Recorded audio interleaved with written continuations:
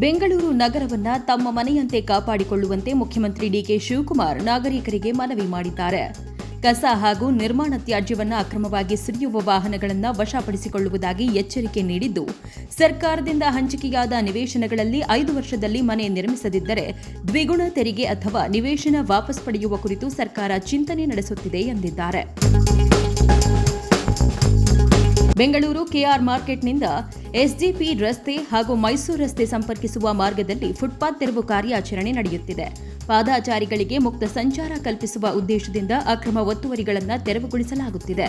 ಪರವಾನಗಿ ಪಡೆದ ವ್ಯಾಪಾರಿಗಳೇ ಅನಧಿಕೃತ ವ್ಯಾಪಾರಗಳ ವಿರುದ್ಧ ದೂರು ನೀಡಿದ್ದು, ಈ ಕಾರ್ಯಾಚರಣೆ 1 ದಿನಕ್ಕೆ ಸೀಮಿತವಾಗದೆ ನಿರಂತರವಾಗಿ ಮುಂದುವರಿಯಬೇಕು ಎಂದು ಒತ್ತಾಯಿಸಿದ್ದಾರೆ. ಮಾಜಿ ಮುಖ್ಯಮಂತ್ರಿ ಸಿದ್ದರಾಮಯ್ಯ ಅವರು ಬೆಂಗಳೂರಿನ ಖಾಸಗಿ ಮಾಲ್ಗೆ ಭೇಟಿ ನೀಡಿ ಶಾಪಿಂಗ್ ಮಾಡಿದ್ದು ಹಲವರ ಗಮನ ಸೆಳೆದಿದೆ. ಅವರ ಮಾಲ್ ಭೇಟಿ ಹಾಗೂ ಸಾಮಾನ್ಯನಂತೆ ಖರೀದಿಯಲ್ಲಿ ತೊಡಗಿಸಿಕೊಂಡಿರುವ ದೃಶ್ಯಗಳು ಸಾಮಾಜಿಕ ಜಾಲತಾಣಗಳಲ್ಲಿ ವೈರಲ್ ಆಗಿದ್ದು ಸಾರ್ವಜನಿಕರಲ್ಲಿ ಕುತೂಹಲ ಮೂಡಿಸಿದೆ. ತೀವ್ರ ಬರ ಪರಿಸ್ಥಿತಿಯಿಂದ ಮಂಡ್ಯ ಸೇರಿದಂತೆ ಸುತ್ತಮುತ್ತಲಿನ ಜಿಲ್ಲೆಗಳ ರೈತರು ಸಂಕಷ್ಟಕ್ಕೆ ಸಿಲುಕಿದ್ದಾರೆ. ರೈತರ ಸಮಸ್ಯೆಯನ್ನ ಸರ್ಕಾರ ತುರ್ತು ಆದ್ಯತೆಯಾಗಿ ಪರಿಗಣಿಸಿ ಕಾವೇರಿ ನದಿಯಲ್ಲಿ ಕರ್ನಾಟಕದ ನ್ಯಾಯಯುತ ಪಾಲನ್ನ ರಕ್ಷಿಸಲು ಕೂಡಲೇ ಕ್ರಮ ಕೈಗೊಳ್ಳಬೇಕು ಎಂದು ಮಾಜಿ ಸಂಸದೆ ಸುಮಲತಾ ಒತ್ತಾಯಿಸಿದ್ದಾರೆ. ರೈತರಿಗೆ ಭರವಸೆಗಳಲ್ಲ, ನ್ಯಾಯ ಮತ್ತು ಶಾಶ್ವತ ಪರಿಹಾರವೇ ಬೇಕು ಎಂದು ಅವರು ಆಗ್ರಹಿಸಿದ್ದಾರೆ.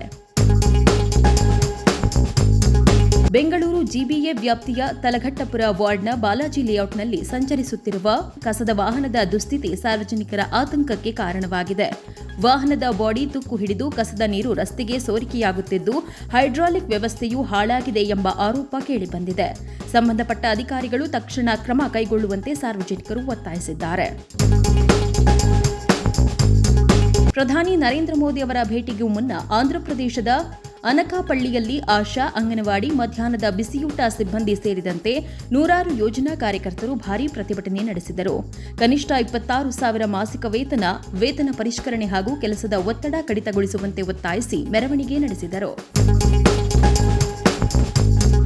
ಹೈದರಾಬಾದ್ನಲ್ಲಿ 4 ದಿನದ ಹೆಣ್ಣು ಶಿಶುವನ್ನ 5 ಲಕ್ಷಕ್ಕೆ ಮಾರಾಟ ಮಾಡಲು ಯತ್ನಿಸಿದ್ದ ಪ್ರಕರಣವನ್ನ ಬಾಲಾಪುರ್ ಪೊಲೀಸರು ಭೇದಿಸಿದ್ದಾರೆ.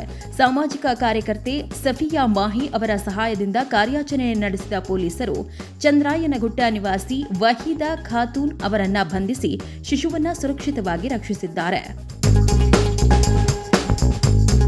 ಪ್ರಧಾನಿ ನರೇಂದ್ರ ಮೋದಿ ಅವರು ಆಂಧ್ರಪ್ರದೇಶದ ವಿಜಯನಗರಂ ಜಿಲ್ಲೆಯ ಭೋಗಾಪುರಂನಲ್ಲಿರುವ ಅಲ್ಲೂರಿ ಸೀತಾರಾಮರಾಜು ವಿಮಾನ ನಿಲ್ದಾಣವನ್ನು ಉದ್ಘಾಟಿಸಿದರು.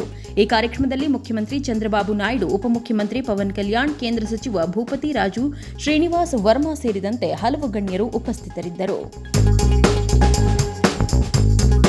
ಜಮ್ಮು ಕಾಶ್ಮೀರದ ಕುಲ್ಗಾಮ್ ಜಿಲ್ಲೆಯಲ್ಲಿ ಇಟ್ಟಿಗೆ ಭಟ್ಟಿಯ ಮೇಲೆ ಉಗ್ರರು ನಡೆಸಿದ ದಾಳಿಯಲ್ಲಿ ಛತ್ತೀಸ್ಗಢದ ಮೂಲದ ದೀಪಕ್ ರಾತ್ರಿ ಹಾಗೂ ಭೂಪೀಂದರ್ ಎಂಬ 2 ಕಾರ್ಮಿಕರು ಮೃತಪಟ್ಟಿದ್ದಾರೆ.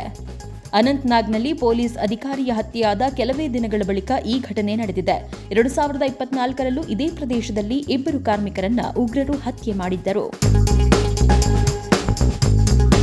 ಅಗ್ನಿ ಅವಘಡದಲ್ಲಿ ಅಂಗಡಿ, ಗೋದಾಮು ಹಾಗೂ ಮನೆ ಸಂಪೂರ್ಣ ಸುಟ್ಟು ಹೋಗಿದ್ದನ್ನ ಕಂಡು ವೃದ್ಧ ಅಂಗಡಿ ಮಾಲೀಕರು ಕಣ್ಣೀರಿಟ್ಟರು.